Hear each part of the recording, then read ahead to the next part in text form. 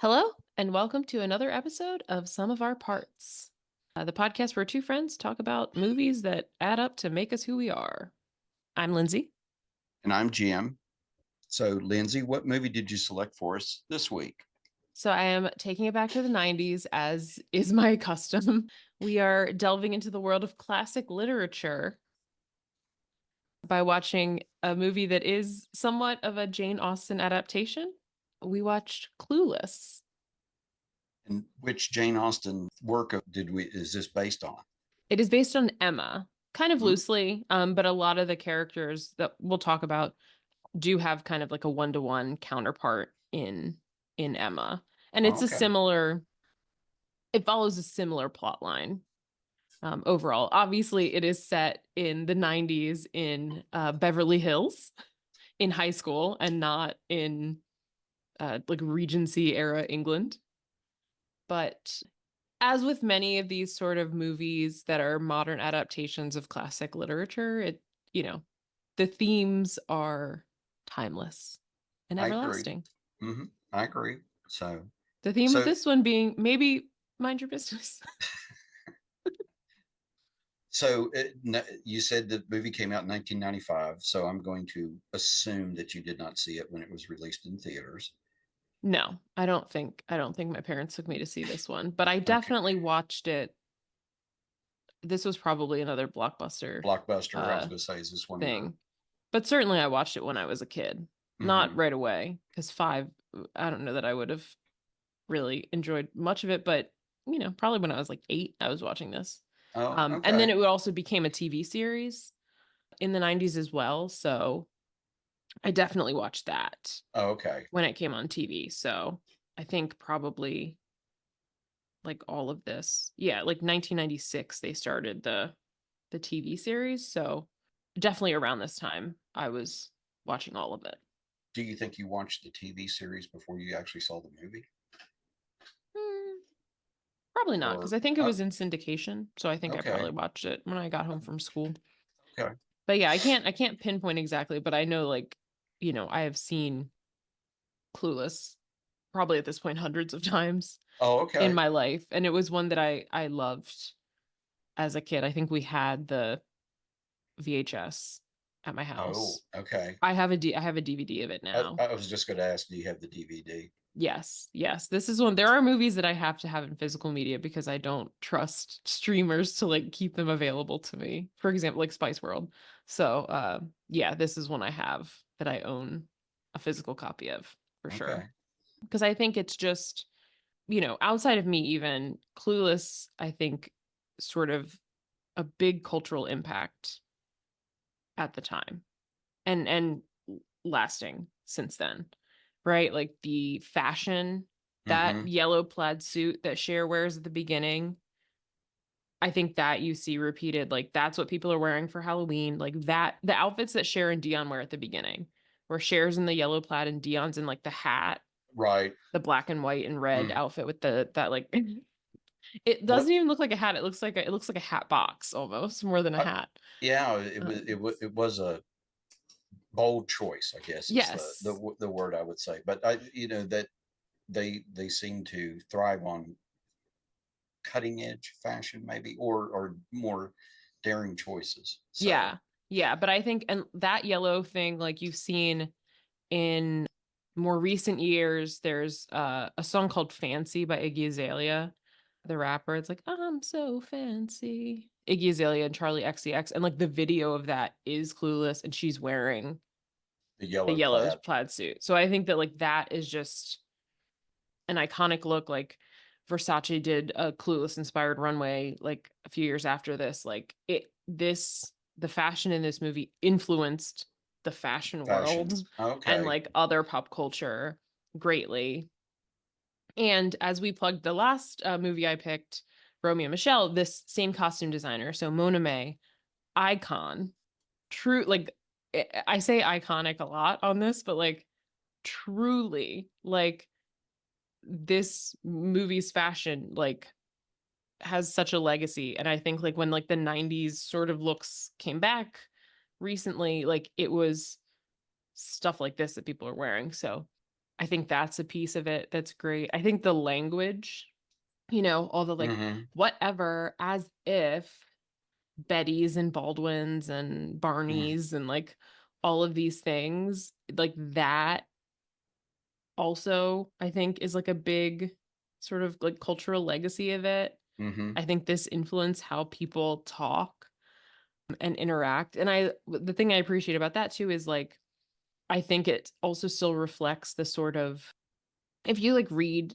Jane Austen or you like watch a movie that's like a direct adaptation, there is a lot of this kind of like tete-a-tete, like sort of quick back and forth Mm-hmm. dialogue. And I think the dialogue in this movie still reflects that, but just in sort of more like modern parlance. But yeah, all these like sort of new slang and terms and stuff that you hear, I think that's another piece of it. And again, I think it's just like fun and bright and like kind of upbeat. Even, there's like downs in it, but I think overall the vibe is upward. Mm-hmm. And again, like as a young girl, like it's nice to see movies about like other young girls just interacting. I think I was reading that that was initially like a barrier that people didn't, that Amy Heckerling ran into, that like, when she was trying to sell this. They were like, oh, it's like all about girls and like too much girl stuff. There needs to be more boys. Which is like, who cares? There's a bajillion movies about boys. Let there be some movies about girls every so often. Girls can watch movies about boys. Boys can also sit through a movie about girls. Exactly. And then I'm sure well, certainly she found her audience with this. So, Yeah. because it is, it is considered a successful movie for the Hmm. studio. And like you said, it's a cultural icon now. Yeah. People refer to it all the time, or they quote from it. They, Hmm. take, directly from it, or use it indirectly, or, refer to it. So, Hmm. Yeah. Yeah. So I think for me, it's just so it's funny and like there's like it's like heartfelt. I wrote a paper about Cher in college for my psychology of personality class. We had to write a paper about a character from a movie and like talk about mm-hmm. different personality traits, analyze through different like theories of personality. And I wrote about Cher because I think Cher is interesting because she's like kind of selfish, but like also has good intentions and is like very optimistic, a little bit naive, but like in a way that's still endearing. Mm-hmm. I would agree. And I think also she's not the blonde bubblehead that I think that a lot of people would think her character is. Like Mhm. I like the in the opening where she talks about welcoming people into the United States. Yes. And that I always see that that clip like going around online sometimes, and it's so funny. The and Haitians. the Haiti, and about how the Statue of Liberty, and so there's It no does not say RSVP on the Statue of Liberty. so, so Yes. So it's so funny. And like I think, yeah, and she'll like randomly use like big words and like mm-hmm. she's just like such an interesting character that like you're like, oh, I want to be Cher because like everybody likes her and she's like dresses really cool. She's also like very sweet to her dad. Who's Um, not a very sweet person, not and warm and fuzzy. no, but you can tell he cares for her, and Yeah, they have their wants moments. wants the best for her. So Absolutely. So yeah, I think it's just like it's just such fun. It's fun to like look at. mhm. Yeah, I think it's just something that I enjoy so much. I think it just it feels, and I don't know that it feels like relatable because I'm not like I haven't grown up in Beverly Beverly Hills. Hills, but I think like thematically there's always something relatable of like, oh, you're just trying to like figure stuff out, figure yourself out, figure your friends out. Like I think there's always some of these like feelings that feel universal, even if the specifics Right, aren't. the locations may change, or the times may change, the eras may change, but yeah, I Hmm. think that teenagers. Yes, I can still remember that far back.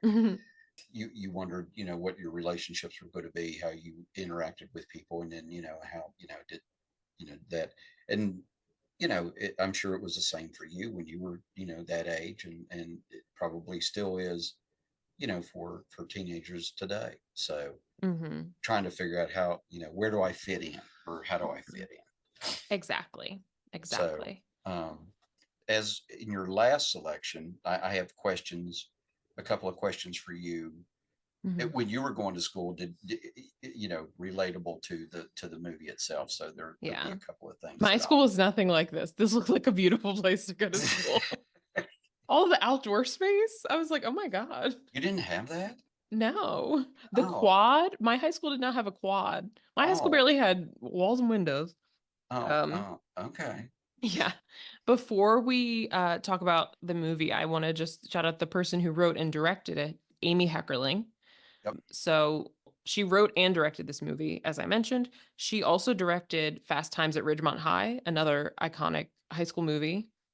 And I think when I was reading, as she was sort of conceiving this, because I think there were some calls, people wanted stuff about teenagers, but they wanted stuff that wasn't like about like the nerds. They wanted stuff that was with the cool kids.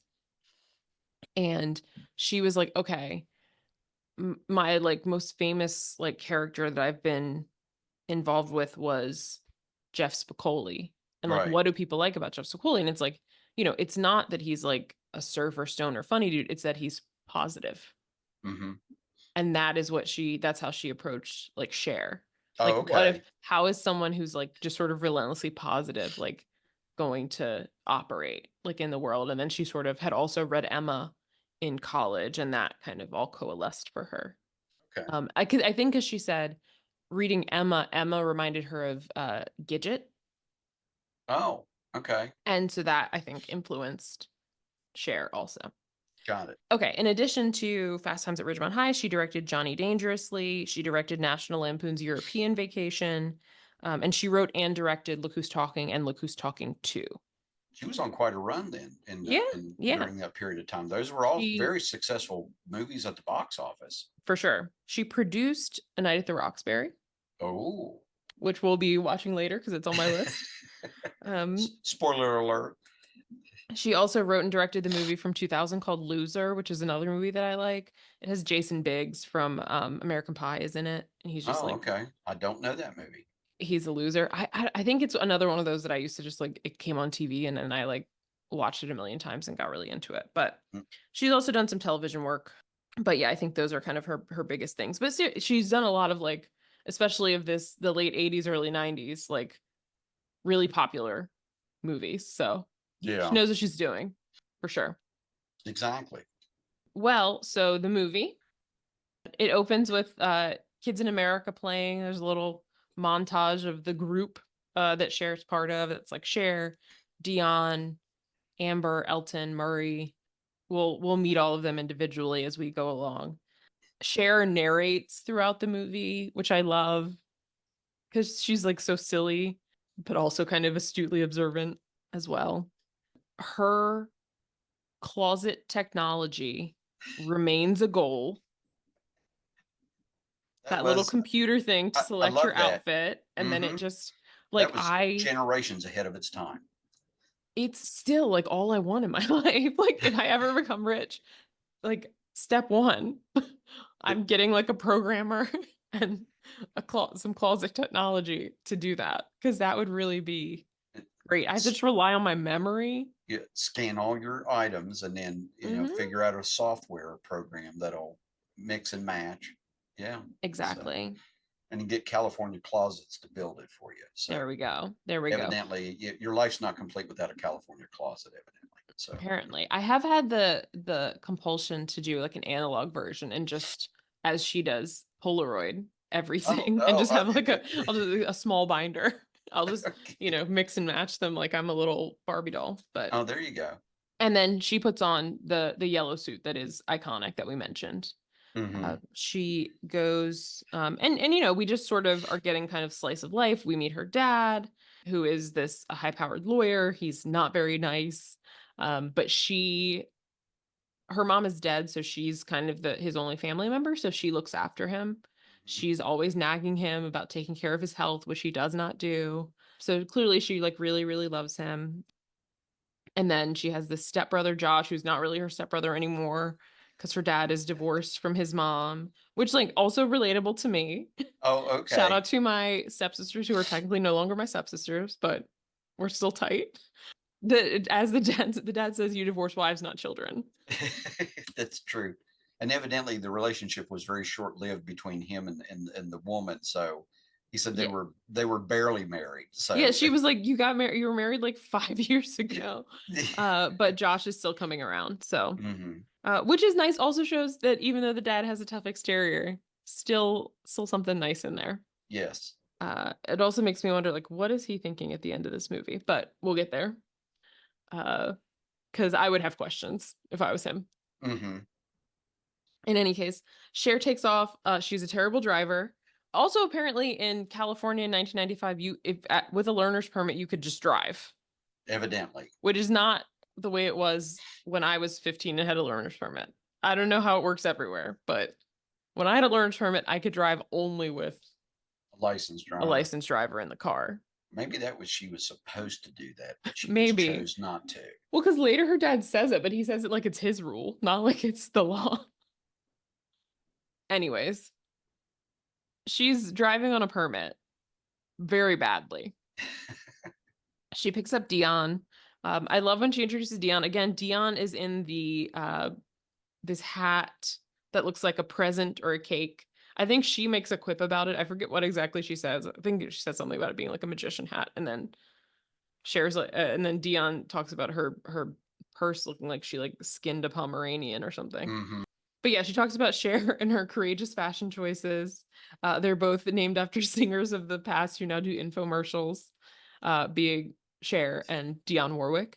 Um, and we both know what it's like for people to be jealous of us, which I think that is when we get to Mean Girls, that feels like there are lines that feel similar to that in Mean Girls. Okay. She has a boyfriend named Murray, and they fight all the time. They do make a joke about I think they've watched that Ike and Tina movie too many times. And it's like, oh my God. What's love got to do with it? Yeah. They're they're a mess. He's like paging her all the time. Uh he calls her woman. He's probably cheating on her. He's like, why are you mad? Is it your Oh, time of the month? she found Oh, that she has the braid. She was the like, this braid that. cheap polyester braid. And he's like, Mhm. it's probably one of your hairs. She's like, I do not wear polyester hair.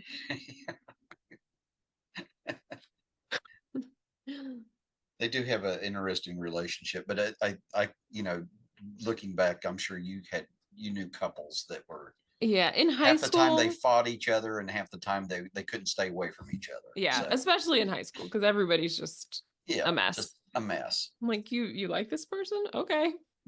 Yeah. So, and you're really not sure why. Yeah. In one minute, you're like, you want to kill them. And the next minute, it's like, oh, I can't live without her. Yeah, Where is she? What's exactly. she doing? I miss her. So, Yeah. Cher does not have a boyfriend. She's not into high school boys. She says they're like dogs. Then there's the guy who like comes after her and she goes, ew, get off of me, as if, which is actually like a gif that people use too. But as if, I think that is one of the refrains hmm. throughout. And again, I think a new like piece of language that I think came from this, but such a good one. Just like, as Hmm. if. Like, It's great because you don't even have to like say the whole sentence. or whatever. Love Yes. yeah. So, Yes, exactly. Then we get to this is what we see, whatever. We get to debate class with Mr. Hall, who is the actor Wallace Shawn, who you have seen in a million things, and Cher and Amber, who's like that relationship is interesting too because Amber is like their friend, but also they like really don't like her. well, They make because they make fun of each other relentlessly. and when like mean fun, it's like, like Yeah. yeah, there's some pretty snarky comments between those two. So, Yes, yes. So Cher has to defend the position of like allowing refugees into the United States. And this I think is also a clip that's a popular one when she compares letting the Haitians into the United States to accommodating more people at a dinner party that requested RSVPs because it was a seated dinner. But she adjusted, she added some more chairs, and it was the more the merrier. And the Statue of Liberty does not say RSVP. Good point. And that's, I think, when Amber's like, whatever.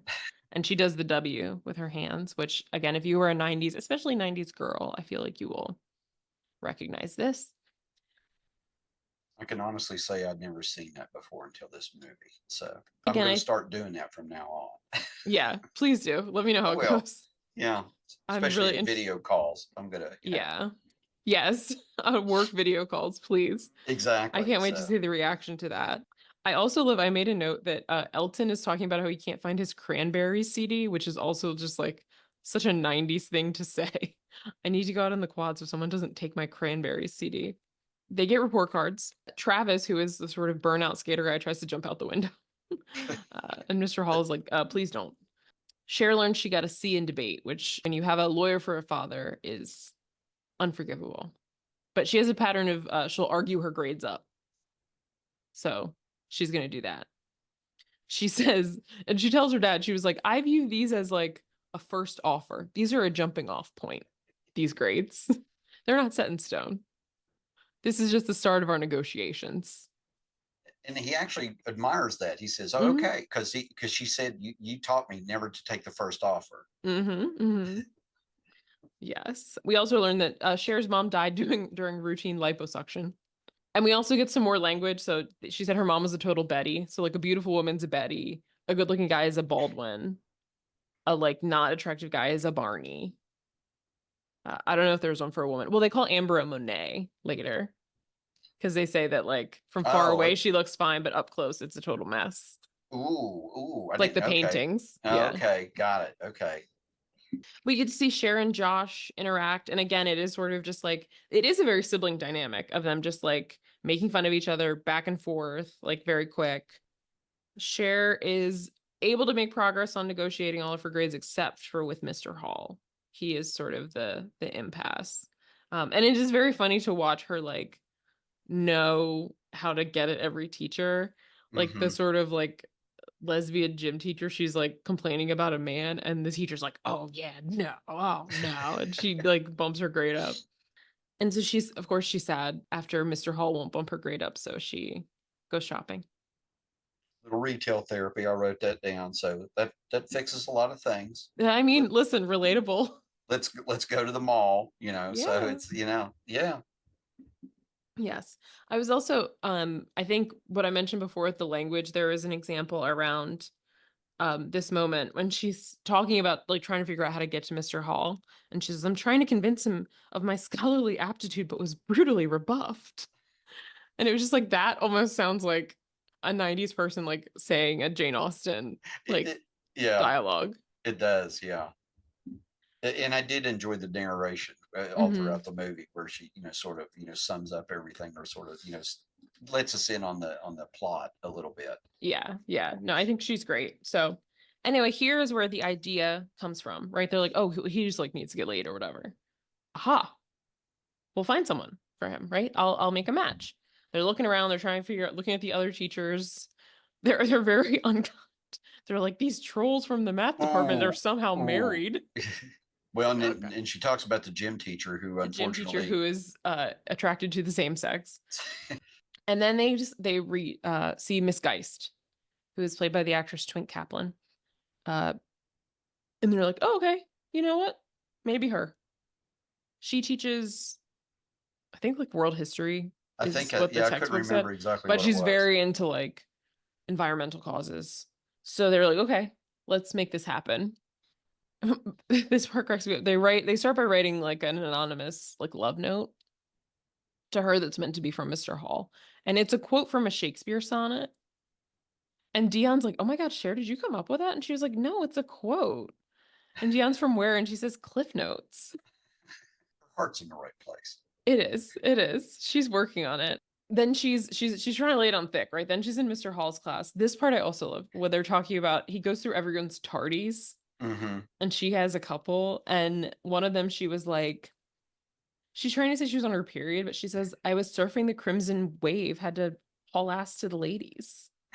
It's like, what a sentence. What a way to say that. But he's like, oh, okay, I'll mark that off. And she's like, wow, you're so understanding. Miss Geist was right about you.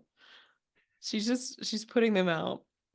Also, this is when she gets a second notice for all of her tickets. She was like, oh, I didn't know I got a first notice. And her dad is like, the ticket is the Yeah. first notice. Yeah. Her And this is when dad. he says, yeah, you have to Yeah. drive with a licensed driver. So she gets Josh to ride with her somewhere. And again, she's terrible. She's driving on the wrong side of the road. She's like, it's hard to drive in platforms. And he's like, you don't even know how to park. Everywhere you go has valet. And claims that she thinks she's in England because she's driving on the wrong side of the road. Yes. And he's also so funny. He's such like a college student stereotype. He's in like all black and he's trying to grow a goatee and he's reading Nietzsche by the pool. And he kind of like tells Cher that she talks about how she's trying to help the teachers get together. And he's like, yeah, well, what's in it for you? Hmm. And then Cher later asked Dion, like, would you call me selfish? And she was like, not to your face. But in any case, they are making progress with Miss Geist and Mr. Hall. They're getting closer and the results are showing, right? They're not giving them homework on the weekends. Everybody's getting better grades. Everyone is applauding Cher It's for good. Yeah, having made this happen. yeah, she's like the celebrity star. As she goes Mm-hmm. through the quad, and people are Yes. high Just fiving and. bursting into applause. Like, so also some other observations throughout this. Cher and Dion are obsessed with losing weight, even though they are both very skinny people. But I think that that's probably very accurate. I feel like diet culture was very big in the 90s. It sort of harkened back to the Romy and Michelle movie. Mm-hmm. It was like, Romy was supposedly the chunky one. Is that what they called? Isn't that what they called her? The chunky one, or The chubby girl. chubby girl? And it's like, really? And in this, it's like, yeah, they're obsessed with losing weight. Yeah, they're like, well, if you cut it really small, you lose weight like that. It's like, what are you talking about? But I do feel like in the 90s when I was a kid, like everybody was on like Weight Watchers or Or Jenny some sort Craig of. or Slim Fast. Like, it was everything. Everybody was on diet. Like Oh, okay. everybody's like parents were on diet. So even though I was like, oh no, I was like, yeah, it's probably like real and honest. So it is what it is. They go to gym class and they're just talking. Cher has to go. It's Cher's turn they're hitting tennis balls that are being shot from a machine. She has to go and she's just pontificating. She's delivering opening arguments, basically, about why their gym class is ineffective because they're standing in line for half the class. Standing in line for 40 minutes is hardly aerobically efficient. And then, like, when the ball gets too close, when it shoots at her, she's like, "You have you're a lawsuit waiting to happen." So she basically talks through her turn. Dion can't go because she has, her own private tennis instructor, and this would interfere with his teachings. I The love that. The So. best line though is Amber says, also at this point they're supposed to be like 15 or 16. Amber says, my plastic surgeon says I can't do anything that involves balls flying at my face or flying at my nose. Right. To which Dion says, there goes your social life, which is the best. But Ty arrives. Ty is our next victim of Cher. She comes, the gym teacher says to her, this is another like line that lives in my brain. Gym teacher says to her, you could hit a ball in those clothes. And Amber says, she could be a farmer in those clothes. Just the way she says it, like that's like on a loop in my mind. Okay. But Cher's like, oh, makeover immediately. We're adopting her. We're making her over. Dion does not want to do this, but Cher pushes it. Now Jim has his hand up. Yes. So Question. did you have a project in high school? Did you have someone that you thought, if I could work with them a little bit, I could maybe there's potential there? No. No. I don't Okay. think I was like secure enough in like my Okay. situation I to just like wondered tell anybody else how to, how or they to give like. advice, I had or. not figured out how to like to function with my hair. Oh, okay. I think I dress a little bit different than a lot of people. Okay. So that was my, Yeah. No, I did think you have that a project, or did you have like a very close friend that, like Dion and Cher? definitely that. I think Did I you? talked about, like, I've had the same friends like my whole life. Okay. So definitely that. Okay. But yeah, I don't think we were like Cher and Dion are like the coolest girls in school. So I feel like they have like that vantage point to be like, oh, we should help other people like be cooler. And I don't think that we had that vantage point where I sat in high school. Okay. What did you have someone though that maybe didn't quite fit in, and you guys said, you know what, we need to make friends with them, or we need to include them, or go at it, maybe not go out of your way, but be the first one to, say, hey, welcome to our school, or, hey, my name is, I'm Lindsay. Just curious. I don't know. I maybe like within our kind of like circles. I don't know. Like I think Mm-hmm. of like younger girls on like I played sports. So I think of Mm-hmm. like the younger girls on like the sports teams. I felt some level of like protectiveness Yeah. over, you know what I mean? Mm-hmm. Looking out, I wanted to look out for them. Okay. But and like I would but it wasn't like this. Like I would like take them home and all that kind of stuff, pick them Yeah. up if they needed rides and that sort of thing, or like if people need help with their homework. I was like the nerdy person, so like maybe academically I would adopt someone, Yeah. not Okay. like Well, but not like even. giving people a makeover, but yeah, I mean, I can't think of like a specific person, but I think of like Mm-hmm. the younger girls on the team that I would Okay. Well, yeah. I kind of figured you would be that kind of person. So, but I didn't know if that panned out. When I went to high school, we all went to school through from kindergarten, well, from preschool all the way up through high school together. So Yeah. we didn't have people coming in and out of our school very Yeah. rarely. So, but I figured, I know you went to a larger school, so you maybe Yeah. had And some I think students that would move to the area, and then they're and I mean, my school's on a military base too. So I think right. that Yeah, part of you our school population, sure you would have people in transit.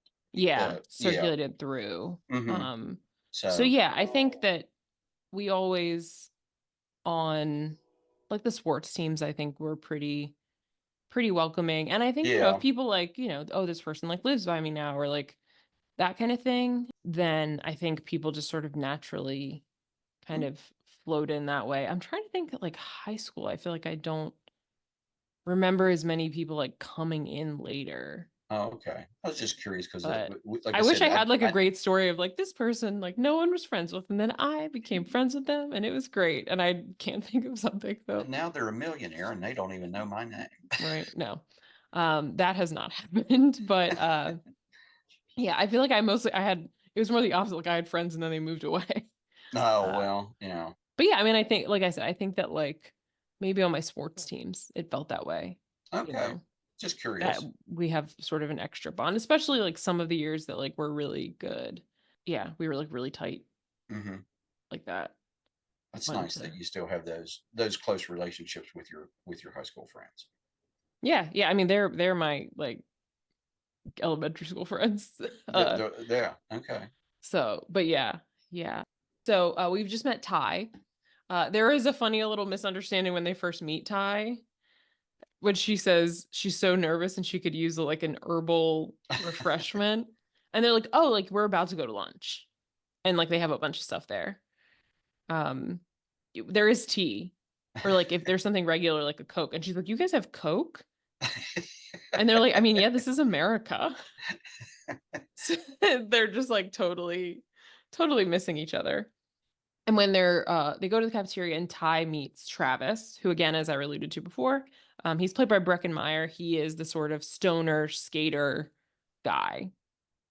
Again, I think that's kind of especially like 90s sort of stereotype. Long hair, kind of greasy, Yeah. very You know, late to kind of school baked. always. We called Yeah. him baked. He was, Yeah. so like Spicola. Exactly. Yeah, yeah, yeah. That's Yeah. that's the vibe for sure. Sharon Dion are like, no, no, absolutely not. We do not date him. And they sort of run through the groups, and it's similar to like Romeo and Michelle. It's similar like when we get to Mean Girls, like the Hmm. sort of very defined groups. There's the people who run the school TV station, some of these are particular to Bel Air, the Persian Mafia, I love that. Yeah. Tarantulas. Like there's a big shout out to Shahs of Sunset, Hmm. big Persian population in LA. So Yeah. that's particular to this school, but You can't be with them unless you drive a unless you BMW. drive a BMW, yes. Right. So, And they were all wearing sort of like leather jackets and chains and talking on cell phones. And you know these people are rich because it was 1995 and they all have cell phones. mhm. They're like large Nokias, but They're still still cell cell phones. phones. Yeah. Then there is the group of popular boys that includes like Murray and Elton and some of these other boys they hang out with. That is the only suitable group of boys to date. Right. To pick from. Yes. Right. Cher wants nothing to do with high school boys. She's like, no, thank you. Hmm. Also, this part is funny too when they're talking about this. And Cher asks Ty how old she is, and she says she'll be 16 in May. And Cher's like, well, my birthday's in April. So as someone older, let me give you some advice. So much older. But anyways, they do a makeover. We get a little montage. Love a makeover montage. They change her hair. She has this sort of like reddish hair dye. Ty, I don't remember if we mentioned Ty is Brittany Murphy. So you've seen her in a million movies. This is her first movie. She's 17 literally in this movie. So And I'm guessing she either comes from the Bronx or she grew up in New Jersey. New Jersey. Okay. I So I that's looked it up because I was like, okay. why Because is the she talking accent, like this? I know. I thought she was either from, she was from the Italian mob or from the Bronx. So, but New Jersey is the perfect. So I was reading her Wikipedia page, and I do think that her dad was involved in the mob. Oh, Like okay. her mom's maiden name is Murphy, but like her dad's last name was like Bertolotti or something like that. So There I you think her dad go. actually was in the mob. In the He was like mafia. in prison. Perfect. She had a rough upbringing, but she's from New Jersey, which makes sense because the one of the lines later, like I hear it in her voice, and it's such that accent. You're a virgin who can't drive. It's like it's Mona Lisa Vito from My Cousin Vinny. Like Hmm. it's the Yeah. same accent. The defense is wrong. Anyways, so yeah, hair, makeup, wardrobe. They make her start exercising. They're like, we got to work on your accent and vocabulary. Josh is like, what are you doing? Like, leave her alone. Uh, Can I, at this point, I think it's around this point in the movie, Josh uh, makes the world's worst sandwich. He slaps one piece of turkey between two pieces of bread with some mayonnaise or Miracle Whip, and that's a sandwich. And it's like, dude, that's not even like you got like you got three times the amount of bread than you have. Yeah, you got a little more turkey. Yeah, you got to add more turkey, and it's like, and then he just leaves the stuff on the counter. That's the other thing. It's like, but I was like, Rude. Leaving it for Lucy. yeah, exactly. And I thought, really, dude, that's you just made the world's worst sandwich.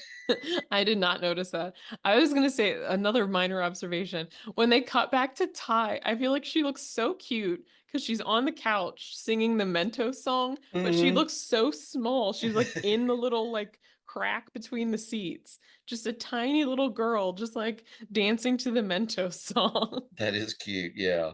And I think what seeing her in later movies, I didn't honestly. I didn't know that was her until I looked Hmm. in the credits. So Yeah. that's who that was. So Yeah, she Paul looks very Rudd I different. recognized immediately, and then a little bit later on Sisto, Yeah, Jeremy Sisto. Jeremy Sisto. Brittany Murphy is first like her hair is darker in this movie, which I Hmm. think it's blonde in a lot of other ones. But I also think she's much skinnier in most other movies, She's very much so. except for maybe Girl Interrupted. I don't think she's that skinny in Girl Interrupted because I think the character's bulimic in Girl Interrupted. I think so. I'm trying to remember. So But anyways, she definitely does. And yeah, again, she's like very young. This is her first movie. She's only 17, so makes right. sense. Yeah. So back at school, Ty still likes Travis, and Sharon Dion are like, we told you, no. Hmm. That I think that also would never like I can't imagine saying that to someone in high school. There weren't people that were like, absolutely not. Oh, There were really? You people that did I would be like, girl, what? like questionable? My friend had a boyfriend, and like I didn't know him before she dated him, but she dated him for a lot of high school. And I did not like him for legitimate reasons. Like he was gross. Oh, He was sort of a delinquent, oh, kind of racist. was he mean to her? He wasn't that nice to her. He like made fun of her in front of his friends, but Oh, in like that's, that sort of high school boy kind of way. Um, but even still. but whenever she talked about him, I would just start gagging. I was very mature about communicating my feelings. So she would be like, well, he blah blah blah, and I would go, "Bleh." Now, are you still friends with her? Yeah, Okay. she's one of the core five. One of your core group, and Yeah, I'm assuming he's not. no, absolutely Okay. not. No, Did no, she ever no. bring him up? No, I think we only bring him up in that context. Oh, okay. Okay. I was just curious. She got married last year and I made a PowerPoint ranking all of her boyfriends and how much I liked them. Ooh, He was ooh. near the bottom. Oh, okay. Oh, but he wasn't at the bottom. There was somebody worse. Yes. Ooh, ooh. Hmm. Was it Satan? No, it was someone who like acted like actually worse toward Oh, her, that's unfortunately. terrible. But yeah, she values my honesty. Oh, okay. Well, it's a great trait to have. So, Yes, yes. It's great. Can't wait for her to listen to this. She'll know. But yeah, there wasn't anyone that like someone would talk about and we'd be like, you're no. forbidden. Because also, Hmm. again, we had like a big school too. So I was like, I don't know all these people. Oh, so There were yeah. like 1,800 kids at our school. I don't know all these people. Well, that's I the other know. thing I thought about this movie was in like Romeo and Michelle's. It must have been. It seemed like a small class, or Yeah. you know, because or the group, the circle that they were in, that even included some people that they may have known just marginally. You know that. Hmm.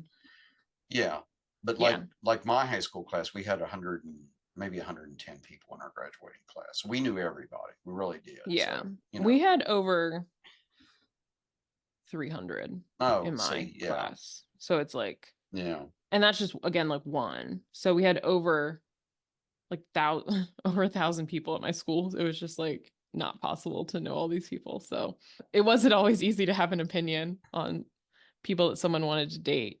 sure. No, I can't think of anybody that like off the No, top we were like, that were no. that off limits or like no, Yeah. he's a Usually it was serial after the killer fact. or Yeah. oh, okay, Usually it was like, ew, no. They would like start dating someone and talk about him, and then we'd be like, no, no, we don't like that. no, But yeah, none of this like, oh, they're in the wrong group kind of thing. I will also say I really like Dion's outfit at this point. She's wearing this like maroon long sleeve dress with like the white collar and like the mm-hmm. white frilly sleeves and a white headband. I really like that outfit. I would wear it. I did agree with Cher about her description about how guys dressed back then. You know, it was like Yes. about how it was. They all looked dirty and greasy, and they their clothes didn't fit, and Yes. their baggy pants, and there were Hmm. they didn't look like Yeah, I made a note about that. they were sort of they didn't they weren't well dressed or well groomed. Yeah, that's she said she has that conversation a little bit later Mm. and it felt relatable because she also then says like she talks about how they dress, then she says, and we're expected to swoon. I don't think so. And she's got a point. I mean, Yes. we're I said relatable in my mm, notes. so because I even wrote down like when I was growing up, we our role models were like Cary Grant, James Bond, Hmm. people who wore suits. You wore a suit, Hmm. if you wanted to dress to impress. So, Yeah. Yeah. I'm fine with like casual dressing, but also just like I feel like now people don't put in enough effort. It's oh, I just like agree. very generic, just like you just like you're not Hmm. trying to like say anything, I guess. Like I like to express myself via clothes. So that's something I appreciate in other people. And when people are just like, I'm just putting these on in like a utilitarian way to like cover my body, I'm just like, but I mean, don't you want like a cool shirt? well, yeah, I can see, in some circumstances that's true, and I think, but if you're out and about or whatever, and I'm not saying that you're trying to be somebody you're not, but yeah, express yourself in what you wear. Yeah. Just like So make an effort. I yeah, don't know. exactly. Yeah, I'm yeah, expected to make an effort. right. If So, I didn't make an effort, people would be like, "Hmm, are you sick?" or are you homeless? Yeah. Oh, what's going on here? Yeah, I'm sorry. Here's $1. Right? Get yourself something to eat. Yeah. Cher and Dion decide that they're going to set Ty up with Elton from their group. He's recently had a breakup. He's in the popular guy group. He's cute, whatever. They have this whole little thing of like Cher is taking pictures of the group and she keeps like trying to orchestrate Ty and Elton getting close. One other detail during these pictures, Amber's hair is in like Pippi Longstocking braids. She's got like a bouffant and Pippi Longstocking like that are like she has wire in them. They're right, like they stick out. Yeah. So Full Pippi Longstocking. And it's about the same shade. Right. Red hair. It's like, what is going on here? And once again, why are they in this group if they don't like her? I know, because they constantly talk about her. Yeah. And she gives it right back. I mean, they're digging at each other all the time, but yet it's like they're in the same circle. Right. It's like they exist in like the same social class. And so it's just like, it's like rich people hang out with rich people, I guess. I guess. Even if they don't like each other, this is just the people that you're around. Yeah. Because, well, maybe they share plastic surgeons. I don't know. So then there's some clues. Maybe Elton does like Ty. He asks Cher for the picture that she took of Ty. He hangs it in his locker, we learn from Dion. So they're like, oh my God. Then they're all going to go to this party in the Valley. Travis had originally invited Ty and they were like, oh no, we don't go to parties in the Valley. But then their whole group decides to go. So they're like, okay, we're going to this party in the Valley. Of course, like Marie and Dion are fighting on the way. And then at one point, Marie's dancing with another girl and Dion pulls her away by her hair. Perhaps she is the owner of the polyester braid found in the car because she did have braids. Amber is wearing an outfit that Cher was wearing like a couple scenes earlier. And Ty makes a comment. Yeah, and then Cher confronts her. She was like, should I call you fashion victim or ensemble challenge? Then Travis spills on Cher's shoe and she's like, ruin my shoes, why don't you? Well, they were suede. They were satin. Oh, satin. I'm sorry. News started with an S. I apologize. Yes. So that was a whole thing. And then the group decides to play a game called Suck and Blow, where you like have a card. And I had never heard of that either. Is that a real thing? I don't know. I've only ever seen it in this movie. Okay, so that's. I think it's probably a real thing. I think I've seen it in other movies, but I had never heard of this before this movie. Okay. So that was going to be my other question. Did you guys ever do this game? No. If you don't know what it means, it's like you have to like people have a card and you kind of like suck it up against your mouth and you have to sort of pass it from person to person. Of course, Elton uses this as an opportunity to just like kiss Cher. He accidentally, quote unquote, drops the card and kisses Cher and she's like, ew, get off me.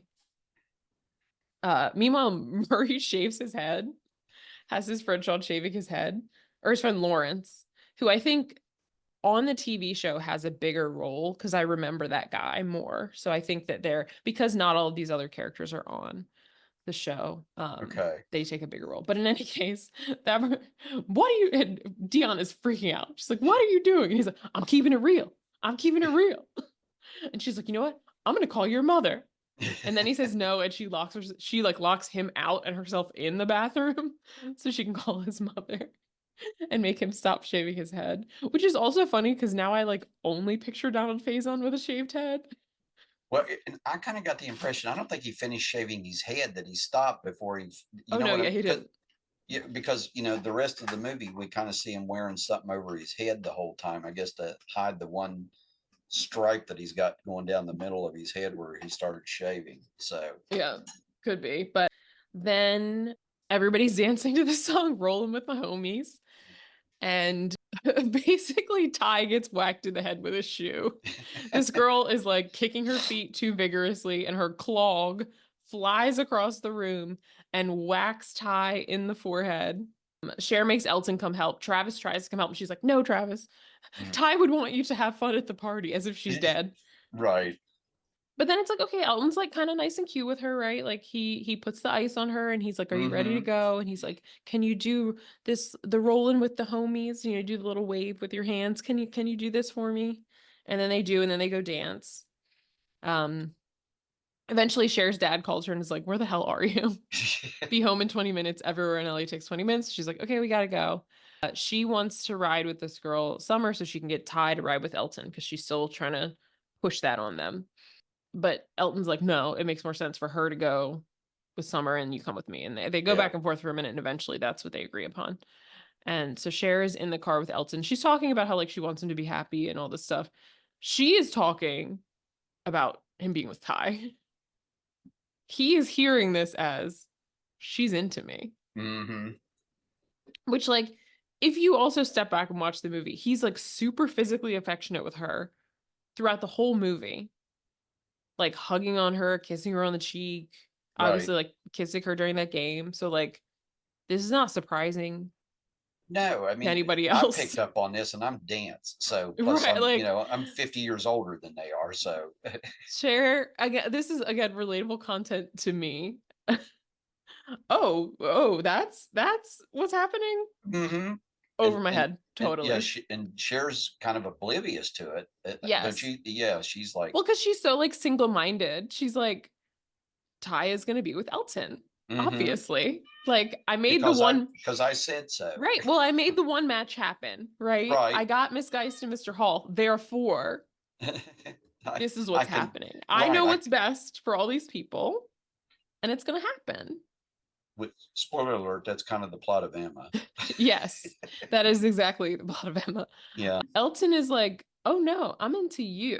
They pull over in Mm-hmm. a liquor store parking lot, of all places, Yeah, skeezy. for him to try to make a move on her. And she's like, ew, no. And he's like, I thought you liked me. And she's like, no. I thought you were talking about Ty. And he's like, Yeah. no, I don't know Ty like that. I'm talking about you. So then he keeps trying to go after her for a second, first of all, which is like, back up. And then he kicks her out of the car Yeah, what a nice guy. in the middle of the night. God knows we're in the parking lot of a liquor store. And as she calls to get a cab, she then gets held up at gunpoint, which is just like, damn, when it rains, it pours. He's and this again is a part that like I remember forever. When he tells her to, he says, give me the phone, give me your purse. And then he tells her to lay down. And she's like, oh no, I can't, this isn't Alaya. And he's like, what's in Alaya? And she's like, it's a totally important designer. And he's like, lay down or I'm going to shoot you. And she does it, but she's like, oh, Feel her whining all the pain. way, Yeah. whining all the way. It's in some ways I relate to this as a similarly single-minded person sometimes. Like, here's an example. A few years ago, I ruptured my Achilles fully. And I went to the doctor and she said, okay, I do surgery on Thursdays. This was a Wednesday. She was hmm like, next Thursday, I want to do surgery. It was whatever date in October. hmm I looked at my calendar and I said, oh, I'm going to a comedy show that day. Which to a normal person would say, oh, I have to get surgery. I guess I can't go to the comedy show. But to me, hmm my brain was like, well, this date already has an activity on it. And, And I and want to go. And the surgeon was like, ugh. She was like, she was done with me at that moment. But she was like, what time is the comedy show? And it wasn't until like 9:30. uh-huh. It was in Philly though. And she was like, do you have to stand up? And I was like, no, I have seats. She was like, okay. You have your leg up the entire way up there. As soon as you leave the show, your leg is up again, and you have your leg up the entire way home. I was like, okay. So it worked out. It made me feel like Cher. But sometimes it is just like my brain is like, but I'm going to see Ali Wong with my friends in Philly. hmm We have plans. I Instead of can't. saying, damn, I blew out my Achilles, so I guess I can't go to Philly. Yeah. Sorry, guys. I will say Philly, not super accessible because it's an old city, lots of steps. So I did a lot of hopping. But if you show up to a concert venue in a wheelchair, they let you cut the line. Oh, there you And go. we got better seats for free that were accessible. So I had Nice. my leg up the whole show. Did So Ali I did. Wong come out though and say, thank you for coming to my show, even though you're seriously injured? I was not close enough for her to see me and say that, Well, then, unfortunately. I'm sorry to say, I don't know if it'd have been worth it. Also, do I remember anything that Ali Wong said because I had taken my oxycodone? Exactly. No. No. But I got to hang out with my friends. There you go. I remember enough to tell this story. Okay. So yeah, I sometimes relate to Cher's single-mindedness. Like she's like, I don't want to get my dress dirty, but it's like, Mhm. but I have Mhm. a gun to your head, and it's like, oh, Whatever. I guess that's what I have to do. So, anyways, like mess of an evening, right? Mhm. She's like, I got sexually harassed, I got robbed, and I ruined my dress. But there's no one for her to call. She doesn't know the number to the party. She doesn't want to call her dad because he will already be mad at her. So she calls Josh. And he comes to get her, Well, thankfully. can I Yes. interrupt? But Josh is Yeah, he's like with a girl. he's with a girl, so Josh, like drops, Yes. I got to go do this. Hmm. So he does the right thing. Yes. And to add insult to injury to that girl, when she's in the car with them and she tries to quote Hamlet and Cher corrects her. Because she says, Hamlet said to thine own self be true. And Cher's like, Hamlet didn't say that. It was that Polonius guy, which Cher is correct. Right. Polonius says that to But she Laertes. said Mel Gibson. Yeah, she was like, I think I know Hamlet. And Cher was like, well, I know my Mel Gibson. And which is a movie that we referenced last episode because Ian Holm played Polonius in that Yes. version of Hamlet. Mm-hmm. So she remembers Ian Holm saying, to thine own self be true. Anyways, back at school, Cher breaks the news to Ty about Elton and she's devastated, which is so silly because it's like, you guys didn't even date. I know. But once again, when you're sad, where do you go? The mall. Retail therapy. So they ditch and go to the mall. They talk about how Cher is a virgin because she's saving herself for Luke Perry. And she's also just like, I just like want someone special. And Right. these boys in high Yeah. school are not special. This is also when This is where she talks about she how talks the about the dress. guys. Sorry. Yes. Yeah. Yes. So This is also Ty is like banging her head on the table about being because that Rolling with the Homies song comes on. And I'm like, you did not even date him, but it's high school. mm-hmm. All the drama is dialed up to 11. Exactly. It So bees like that sometimes. But yeah, she also says searching for a boy in high school is as useless as searching for meaning in a Pauly Shore movie. I wrote that down. I did like that. So poor Polly. I know. I love Son-in-Law. We'll watch that at some point too. Just as Cher is despairing the state of boys in high school, who should arrive but Christian? In dramatic fashion. Yes. First of all, he dresses like it's the 40s. He talks like it's the 40s. Mm-hmm. He drives a car like it's the 40s. He listens to Billie Holiday in his car like it's the 40s. At one point, when Cher's dad meets him, he says, do you think the death of Sammy Davis Jr. created an opening in the Rat Pack? I wrote best line of the movie to me. That was great because he had the little fedora, and he was like he's like carrying his jacket over his shoulder always. Like Frank or Dino would, and I love that. Yeah. It's so weird. But Cher is instantly into him, right? Because he's like dressing nice, he like looks put together. He's cute. She's flirting. She's like knocks her pen on the ground for him to pick up. She's like sending herself flowers. She has all these tricks to try to get a boy's attention. And, he starts talking to her. He's like, oh, any parties that are coming up? And there's a party that like Josh's college friends are having. So she tells him about that. He comes to pick her up. This is when her dad says that I think the death of Sammy Davis left an opening in the Rat Pack. This is also when she comes out in her Calvin Klein white dress. And her dad's like, that's underwear. And she's like, no, daddy, it's a dress. And he says who? And she says, Calvin Klein. And he's like, you can't go out in that. She's like, oh, no, of course not. And then she wears a sheer thing over it. But you can tell that Josh is a little jealous.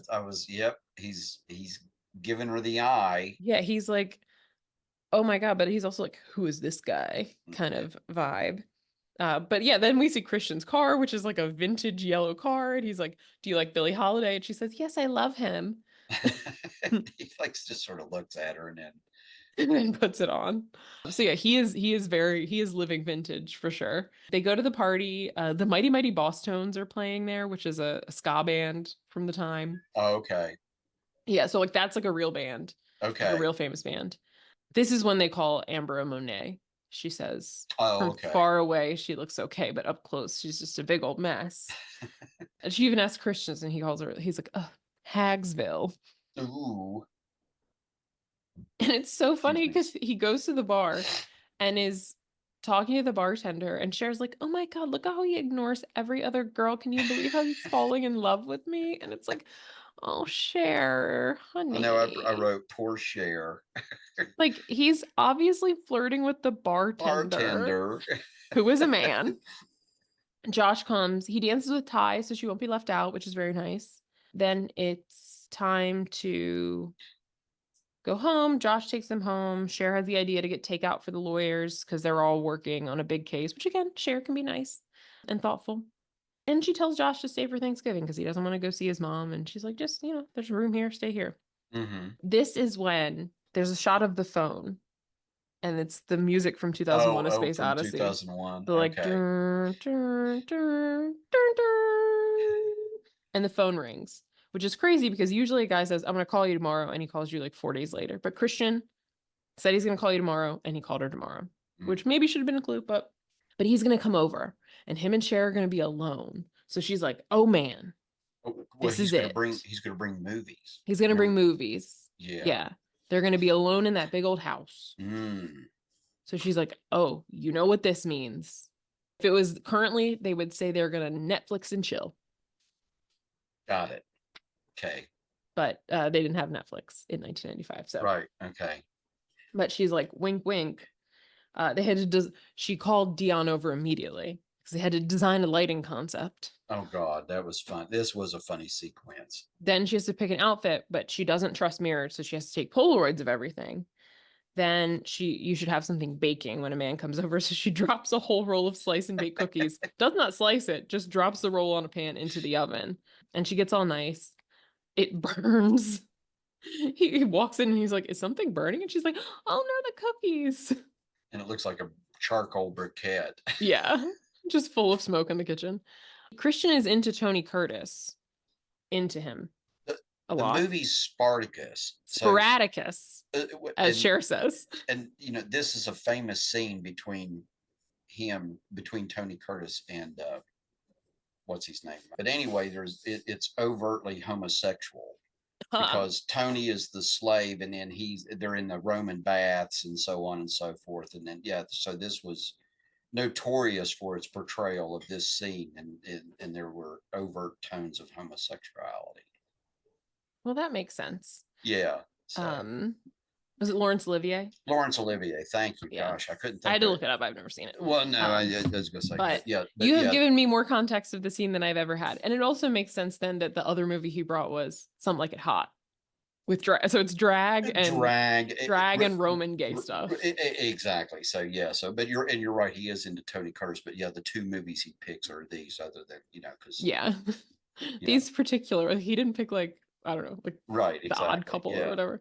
Yeah. So Cher is laying it on thick. She's trying to play footsie with him. Oh gosh. Like, oh, my feet are cold. And he puts a pillow on her feet. He's like, oh, okay, let me warm your feet up. She's trying to like flip her hair. She flips herself off the bed. And she's clearly like trying to like, girls thirsty. Make a move. Is that what you would say? She is thirsty. That is exactly. You're on it. I've learned that from you. So okay. There you go. Right. She is very thirsty. Did I use that in the right context? You did. You definitely did. Look at you, Jim. But as soon as he picks up on that, he's like, oh, tired. I gotta leave. She's like, you drank like 4 espressos. And he's like, what can I say? I don't know. I'm really tired. And he's like, we're friends, right? Friends? And she's like, yeah. And then she's so sad. And then the next day she's in the car with Murray and Dion. And this is a moment of peace between Murray and Dion.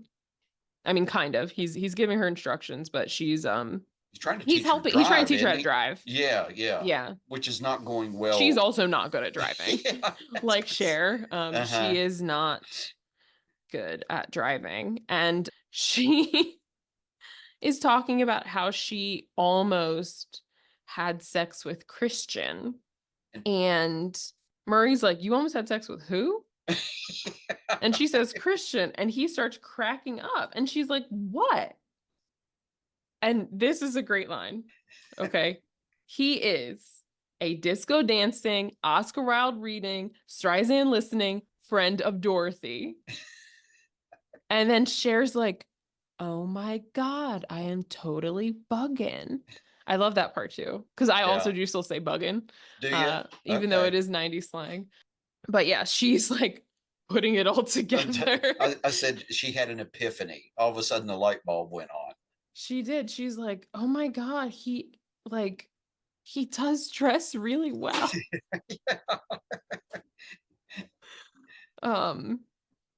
But yeah, that was funny when Murray just burst out laughing, and then like you know, and he doesn't just say he's gay, right? He has to go through that. He's a disco dancing, Oscar Wilde reading, Streisand listening friend of Dorothy. I also love to use friend of Dorothy because that is like I feel like it's more of an intra-community slang, like friend of Dorothy. Yeah, might be. Yeah, so it's like I learned that term from like RuPaul.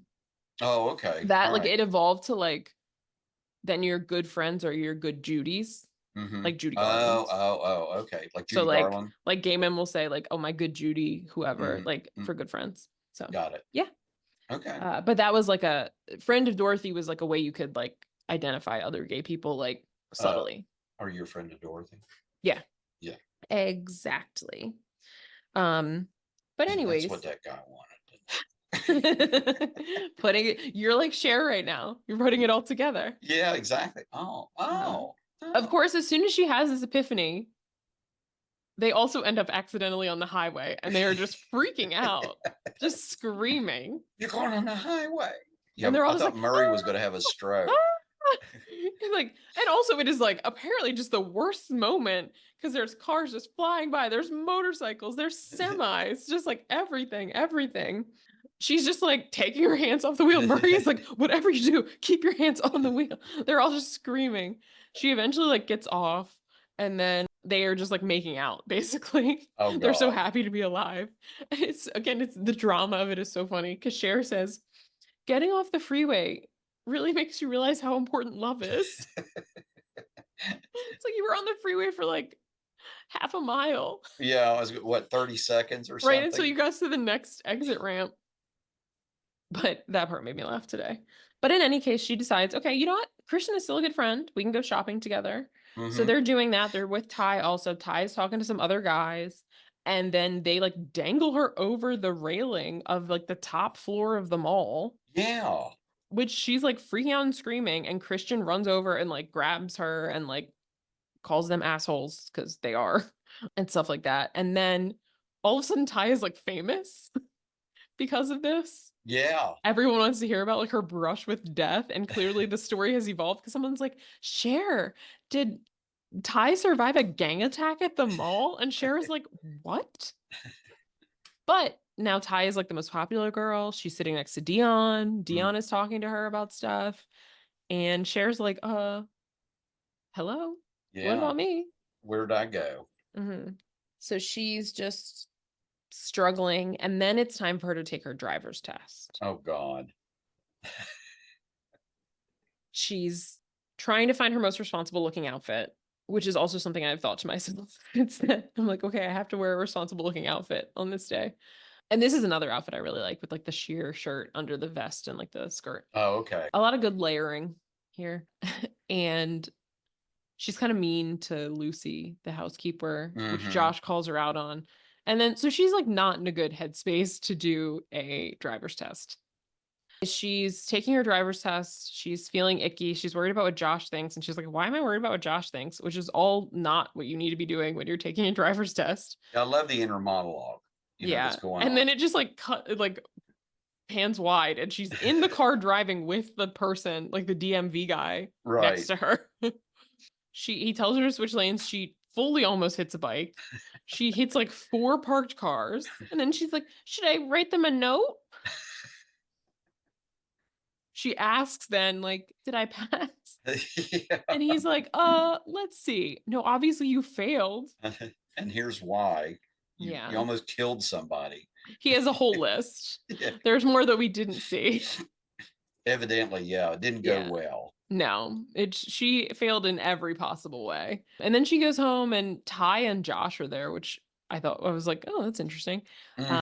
And they're like, woohoo, driver's license. And she's like, no, I didn't get it. And she's like, I know what you're going to say, Josh. So don't even say it. And he's like, oh, I didn't say anything yet. But she's all upset. But Ty's there to see Cher. She's a box of stuff. And again, the drama of this. She's a box of stuff from the time she was into Elton, which I was like, wasn't that like 3 days? Yeah. 3 days in which you did not date, Right. You didn't but you even have a box of items, which includes like the towel he held ice against her face with, gone, I know. So the tape of the song that she said she listened to every night. I roll was with like, the girl. homies. Yeah. I was like, girl, you're Yeah. crazy. So she's there to burn stuff. But then she's like, oh, by the way, I think I'm into Josh. And I think he likes me too. Which Cher is like, what? Mhm. Like does not compute. Yeah, yeah. Cher's like, does that like do you think that like you guys would work together? And Ty's like, why am I even asking you for advice? And here it is. You're a virgin who can't drive. Bingo. What a line. Oh, ultimate put down. And then this is another line too that I think of. Oh, that was way harsh, Ty. If someone says something mean, that is what I. Oh, way Way harsh, harsh. Ty. Way Oh, harsh, you Ty. way harsh tie. You add the tie into it. Yes, Oh, okay. that was All way right. harsh, Ty. Okay. So yeah, now Cher's kind of like by herself. This is the low point for Cher. She goes to the Beverly Center. She's just wandering around, walking around Beverly Hills. She walks by like the witch house, that like sort of old looking house that she walks by, that like tan house with like the brown roof that looks kind of weird.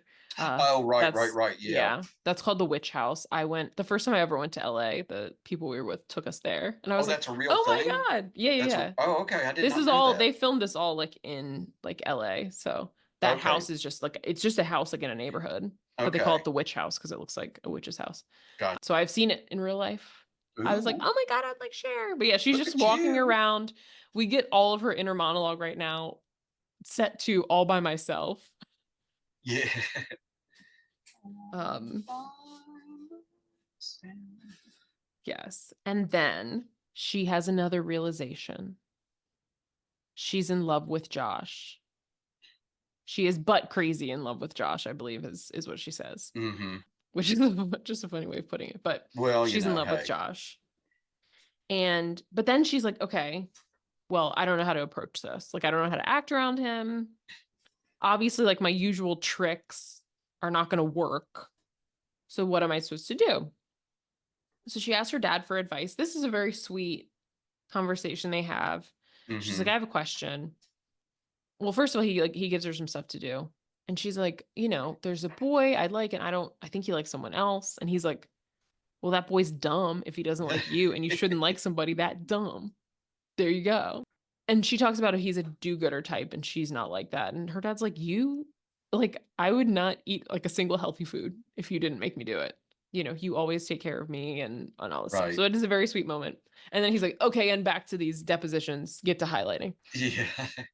So but she does like kind of want to be a better person at this point. She's like, you know what? Maybe I should just like be a better person. And like, that is like the thing I should do regardless of Josh. I should just be a better person. Yeah. So she starts trying to figure that out. She also is like looking at like the good in other people instead of trying to like fix everybody. Right. She's like, when Murray and Dion aren't fighting, they're really sweet to each other. And Mm-hmm. like all these, I can't remember who else she talks about, but she's talking about all the other like, Yeah, she goes down the whole list of people. yeah, like Miss yeah. Geist always is like really passionate about trying to make things better for people. And like, I think she says something about Josh being like helpful and kind. So it's like she's talking about like all the good things about the people around her. There's at this point like the Pismo Beach disaster, which I guess is a real thing that happened, like flooding in San Luis Obispo area that like destroyed people's homes and stuff. So she becomes the captain of the relief for that, which is good because she's very popular and clearly like recruits a lot of people into helping.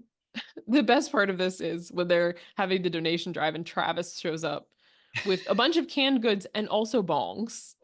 Yeah. Well, I didn't know what else to do with them, and I thought they could use some. What was it? He said it's like stress relief or something Yeah. like that. She was So like, okay, they can go take them to the kitchen. But he is getting like sober. He's not smoking anymore. Because he says he joined a club and they have these steps. yeah, and And Cher's like, are there 12? And he's like, yeah, how'd you know that? so so we know it's Al-Anon. Yes. Yeah, He apologizes. He's making amends. He apologizes for spilling on her shoes, which she didn't even remember, which is growth for her. exactly. Yeah, doesn't dwell on it. Yeah, she's like, oh, whatever. And he invites her to come to his like little skateboarding competition. And she's like, yeah, for sure. Which, like, again, she's being very nice to Travis, which she was not doing for the At most all. of this movie. But Ty also goes because Ty also always like she liked Travis the whole time. Hmm. Sharon and Ty make up there. Also, I just have to say, Travis's last name being Birkenstock, just perfect. Isn't it though? Just perfect for him. Like it can't be anything else. Of course, his last name is Birkenstock. Of course it is. So Back at home, Cher's been helping again, like highlighting these depositions, and she has like made a mistake. She's like moved things. Honestly, it didn't. First of all, did not seem like a huge mistake. that's This what I guy was thought. looking for depositions from a certain day, and she was like, "Oh, I searched through them for this particular conversation. They're right Yeah, here in these yeah. piles." I divided them up or something Yeah. like So that. like, And he was like freaking out over it. right. But it seemed like he was just looking for those depositions, and she was like, "Here they are. They're just in Yeah, two piles." right. So like, why is that a problem? Like, Uh, if you need those depositions, they are right in front of you. But he freaks out and he's calling Cher a moron, and she like runs away crying. mhm. And Josh is like, don't call her a moron. And he's like, you're just trying to play footsie with her, and that's why you don't care. Da, da, da. And so that guy leaves. And Josh goes to like reassure Cher, like, it'll be fine. And then this is when they kiss. And so they're together now. And then it cuts to a wedding, and you're like, wait, what? Oh, I know. And Cher's like, chill, it is not my wedding. I think she says, this is not Kentucky. I'm only 16. This is not Kentucky. Or West Virginia. Yes. But it is Mr. Hall and Miss Geist's wedding. Although the guy, this is why it was confusing, because the guy from far away, he had some hair that Wallace Shawn does not have. Oh. You know what I mean? Because they start like very far away and then like get Yeah, close to them. And it's like, yeah. that person has more hair than Wallace Shawn does. But Than Wallace okay. Shawn does. I will suspend my disbelief for a minute. But yeah, then all the girls are talking about what their weddings would be like, and they all sound awful. Dion's talking about when she gets married, she wants to be in a sailor dress and have all her bridesmaids in sailor hats. But this is what happens when you're like 16 talking about weddings. Because my friend, same friend I was talking about before, used to have this idea that she would walk down like an aisle of like clear like plexiglass over a pool, and her bridesmaids would be in the pool, like in bathing suits. I was like, this is so but this is what happens when you're like 16 talking about this stuff. I'm guessing that didn't happen. Certainly did not. So, because I would have liked to see photos of that if that was the case. I would have said we all would have said a hard no to that one. Oh, okay. So although I officiated, so I guess I wouldn't have to be in the pool. Technically, no. Yeah. So although I was also a bridesmaid, so I like lined up and then got, so I guess I would have had to be jumping in and out of the pool. Well, yeah, I was going to say, yeah, that might have been, that would have been multitasking for sure. Yeah. I think So that would only work if we were like synchronized swimmers. If we could do like an Ethel Merman number. Oh, that'd be good. Yeah. Mm-hmm. Yeah. In the caps and everything too. Yeah. Oh, yeah. With the makeup. And then she would rise up in a shell. Out of it. And like, like. I always think of Austin Powers, because they do that in the opening number of Austin Powers. Yeah. So. But anyways, Cher catches the bouquet. The end. Woohoo! Everybody's happy. And we've all learned a lesson. I got the feeling that it seemed to me like the ending of the movie was kind of rushed. It sort of wrapped up quickly. I think from the point where like all of a sudden she realized she was in love with Josh, and then she was good. It seemed like those things, sort of that was kind of speeded up maybe a little bit. So, but Yeah.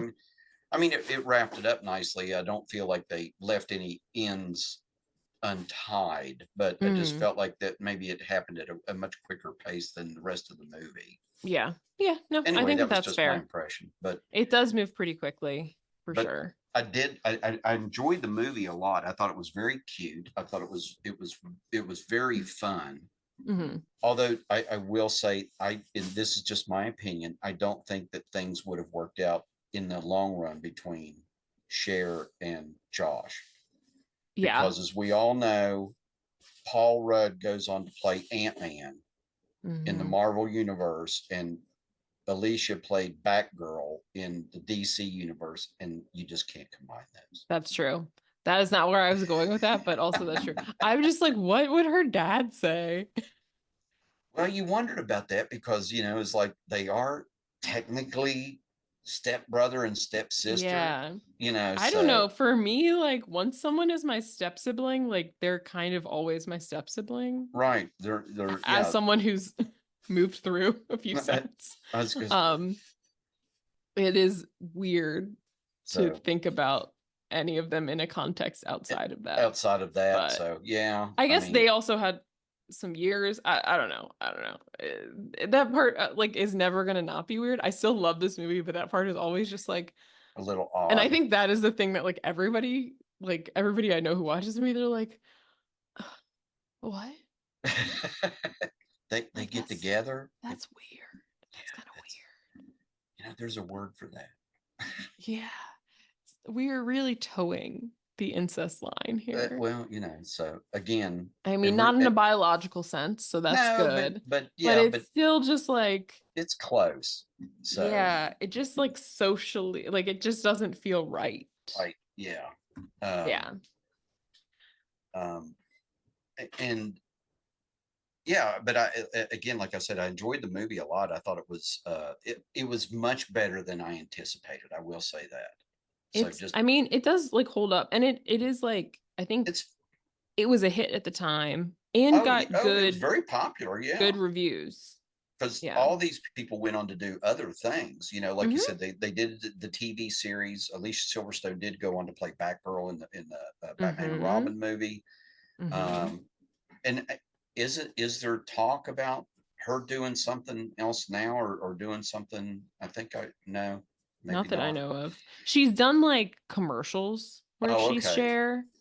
But of course, Paul Rudd goes on to become the sexiest man in alive in 2021, and does Yeah. play Ant-Man. Yeah. Yeah. Well, let's get to that. I was going to talk about the cast. And I'll talk about also their parallels to Emma. Oh, okay. So Cher is like Emma Woodhouse. So if you've read Emma or you've watched one of the film, there are Hmm. two film adaptations of Emma from like recent times. There's the one from like the 90s with Gwyneth Paltrow as Emma, and there's the one from like 2020 with Anya Taylor-Joy as Emma. I think Jim, you've seen the Gwyneth Paltrow one. I've seen the Anya Taylor-Joy one. Oh, okay. Yeah. So Um, yeah. and Um, not the other way. I really love the Anya Taylor-Joy one. I really recommend it. It has a bunch of other like if you've ever watched like Sex Education, if you ever watched The Crown, like there's a bunch of people oh, okay. from these things in it. So Alicia Silverstone, again, I think is someone that people know. Before this, she was in some Aerosmith videos. She was, as Jim said, later in Batman and Robin. She was in a movie called The Crush. Another movie I like she was in is Blast from the Past Hmm. with That's Brendan a good movie. Fraser. That's an excellent movie. Um, she was in Scooby Doo 2. She was the voice. There was a cartoon that came on when I was an adolescent called Braceface, and she was the Oh, voice of the main character. It was another teenage girl thing, okay. and she was in Beauty Shop, which is like a Oh, spin-off of the Barbershop franchise with mm-hmm. Queen Latifah. That She was, was and like I the saw token that. white girl. Yeah, she was good in that. Yeah. Yeah. So she's been in a lot of things. And that's part of the reason why she wasn't in a TV show, because she sort of, same with Paul Rudd. They kind of took off Hmm. from here, so they didn't do the TV show. So Paul Rudd plays Josh. His parallel in Emma is Mr. Knightley. And actually most of these characters are pretty their storylines are like the same. The same.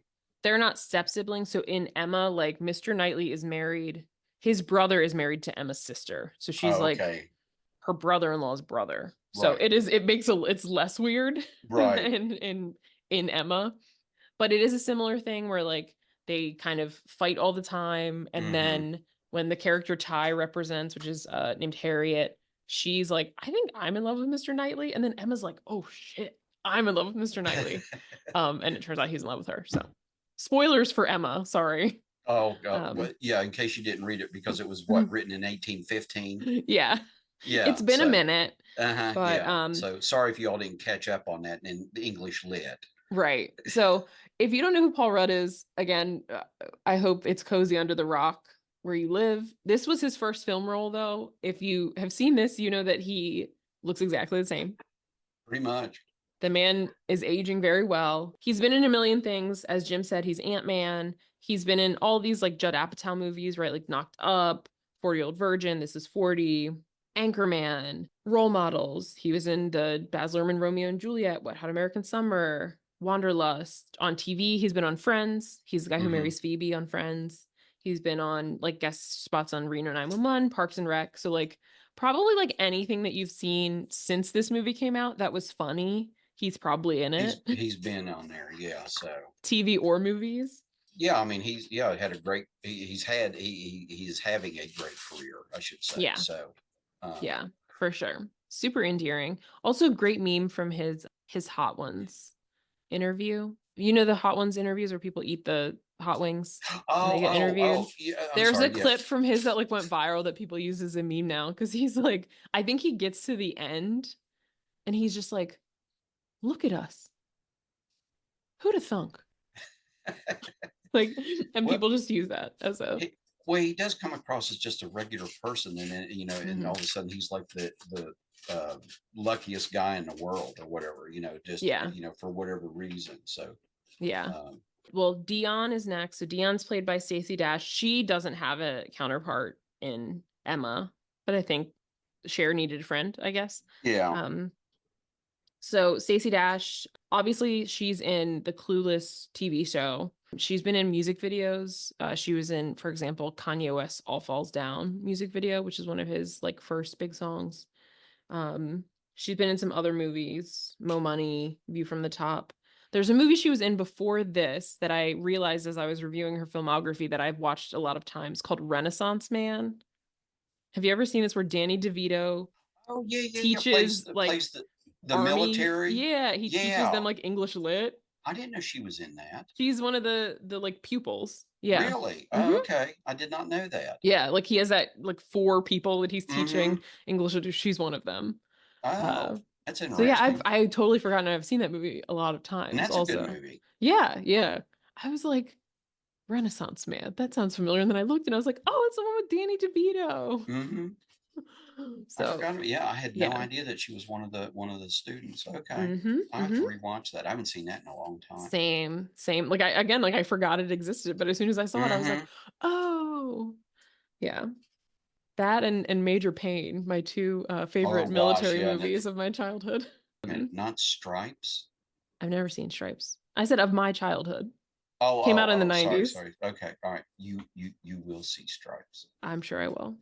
I love Harold Ramis, so I'm fine with it. I was going to say, so yeah, because we're going to continue down that road at some point. So. Great. We'll do the full Harold Ramis filmography. Exactly. Next is Ty.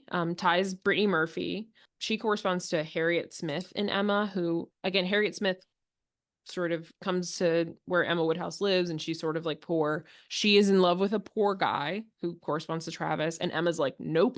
And she's trying to set her up. And it really does like follow this very similarly. That line. Mm-hmm.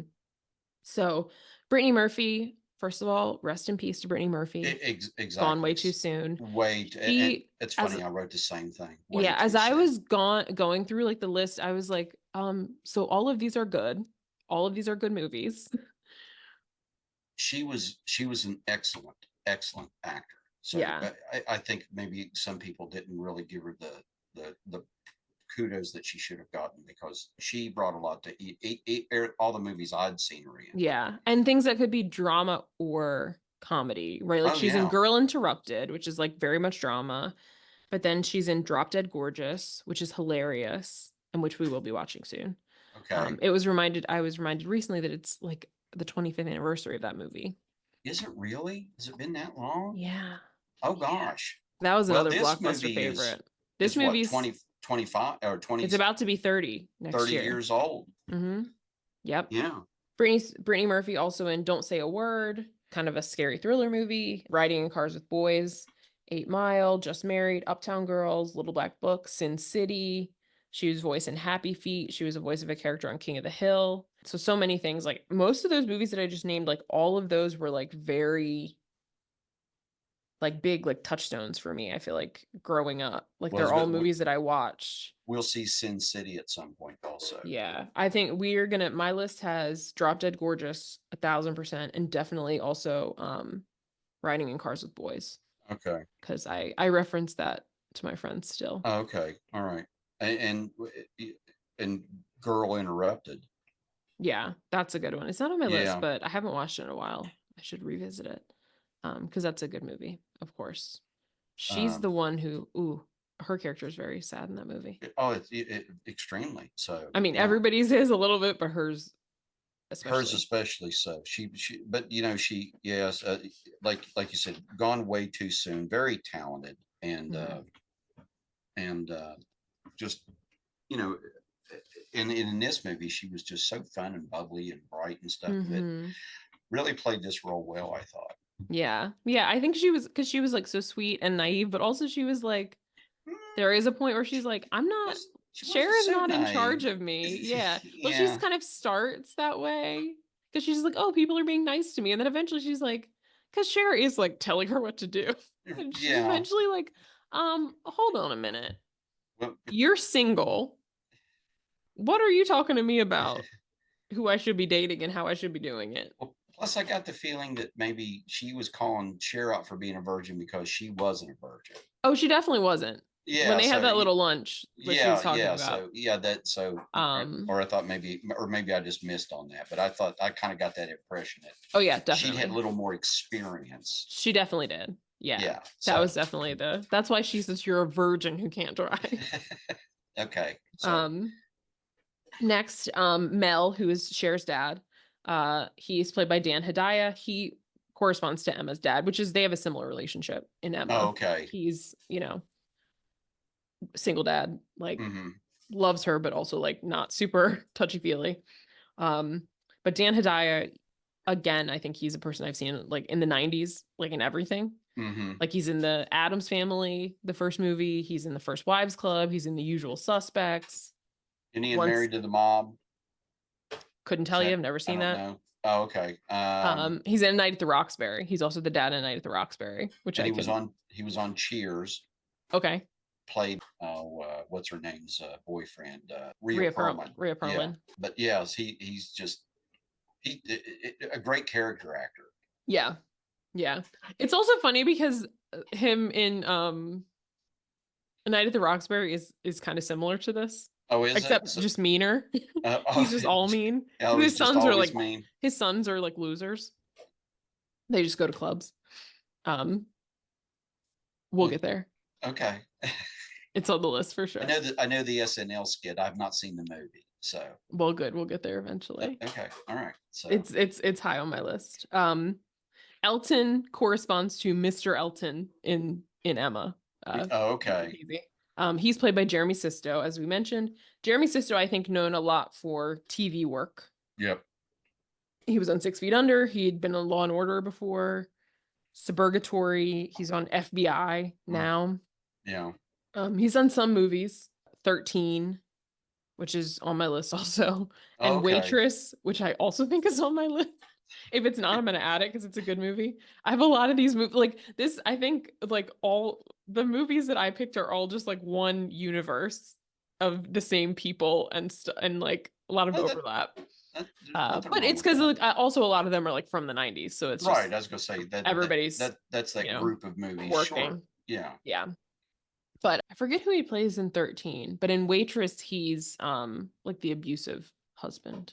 Oh, okay. of the main character. Because I am a big fan of Jeremy Sisto because I liked Yeah. him in Law and Order.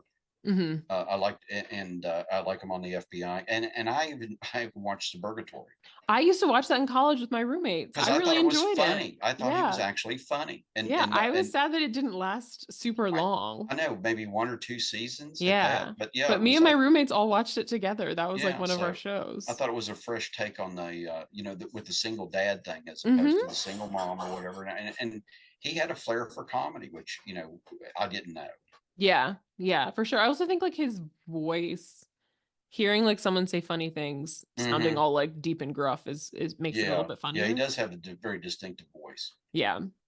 I think you said you didn't like recognize him immediately, but like when you hear his voice, like it's And obviously. that's what tipped me off with, yeah, because he looks like he's got long hair, and he looks like of course he's what, almost 30 years younger, so Yeah.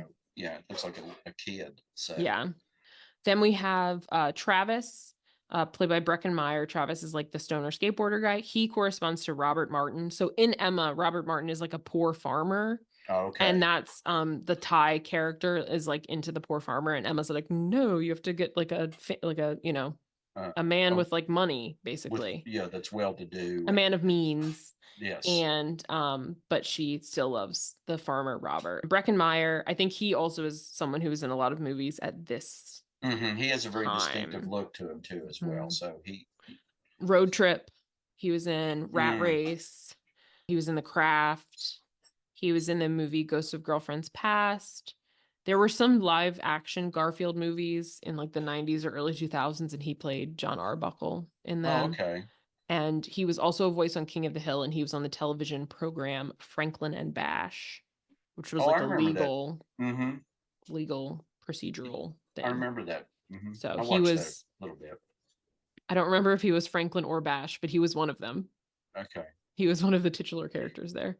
Christian, he's the gay guy. He's played by Justin Walker, who doesn't seem to have been really in much of anything else. I looked at his Oh, Wikipedia page, and there was like some no, things that I had never heard of. didn't do a whole lot because he was good in No. this. I thought, Yeah, didn't and it you? looked like he like opened a restaurant. Like he just like went elsewhere, I guess. Oh, He does also have a corresponding character in Emma, which is Frank Churchill. So like basically there is this other guy that shows up that Emma takes a liking to. mm-hmm. And in that though, he's betrothed to someone else. He's not Oh, gay, he's betrothed to someone else, but it turns out he's unavailable.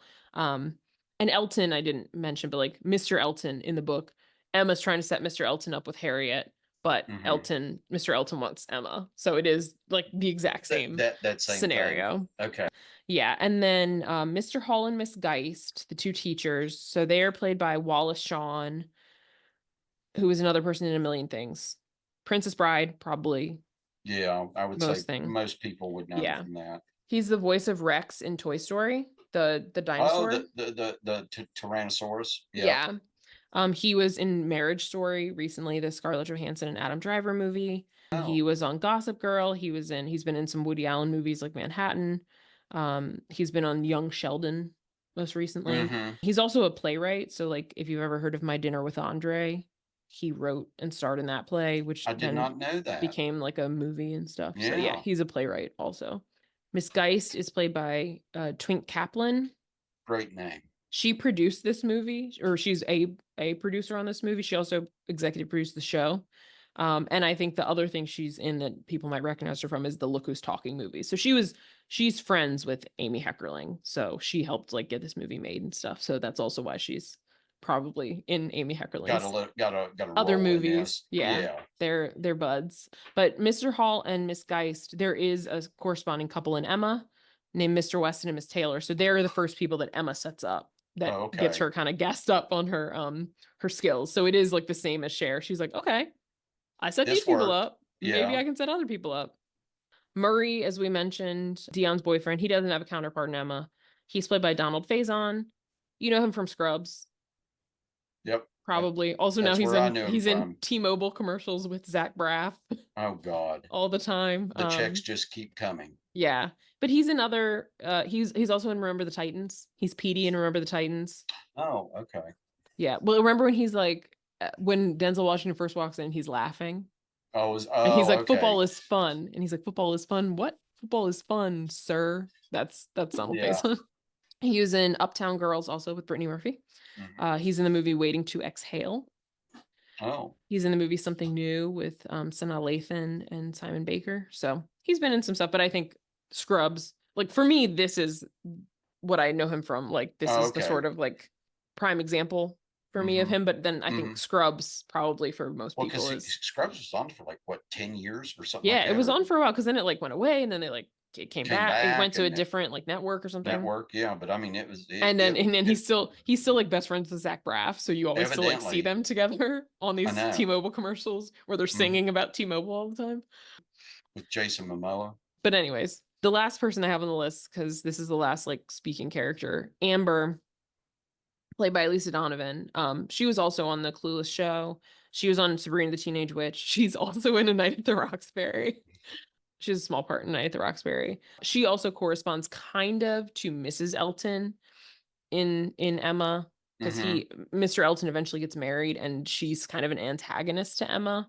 And it's Oh, implied later that like Elton and Amber date after the tie thing blows over. oh, okay. And she's like this antagonist, so she sort of corresponds to that character too. But I Gotcha. think you said you recognize her from, Yeah, and I can't remember what I've seen her on, but she just has that face that's familiar. Where I thought, yeah. I've seen her, somewhere else Yeah. before. I think she's been in a lot of like But TV movies also. later than this, because in this, like, when I first saw her in this, like, I noticed how thin she was, Yeah.